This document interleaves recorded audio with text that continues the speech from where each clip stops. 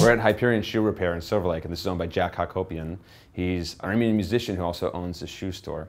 And about almost half of our film, Aram Aram, was shot at this location. All the most important scenes in the film between Aram, the boy, the titular character, and his grandfather Arsène take place here. This is essentially the heart of Arsene's life. He was a former musician who, when he came to America, he had to kind of give up his dreams and make a living with that old craft, as many Armenian immigrants do coming to America, by being a cobbler, having a shoe store, and running his own business. Aram is his grandson, and he comes to America after a tragedy and lives with his grandfather. And he falls under the spell of this kind of new American paradigm, this other kind of immigrant, which is all about getting a fast car, getting the hustle, working is for losers. One of the reasons I wanted to tell the story of Aram Aram was that I noticed that there'd never been an American film set in the Armenian community of Los Angeles. Yet everybody I know in Los Angeles has an experience or has a story of overlapping with this culture.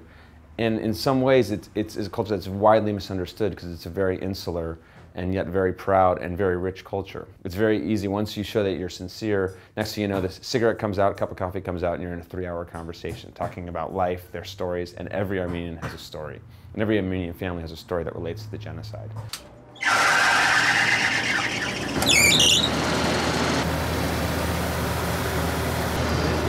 Good, looks good. I think what's interesting about LA, what defines LA is it is extremely misunderstood as a city.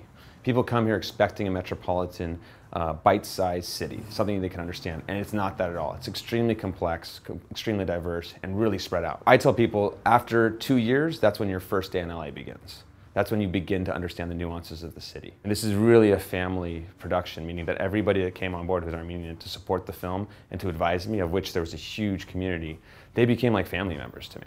And I mean family in the way that like my sister will be like, no, you moron, you're doing it wrong. I'd get the same treatment from some of my Armenian family members. And without them, this film would never have the authenticity that it does have.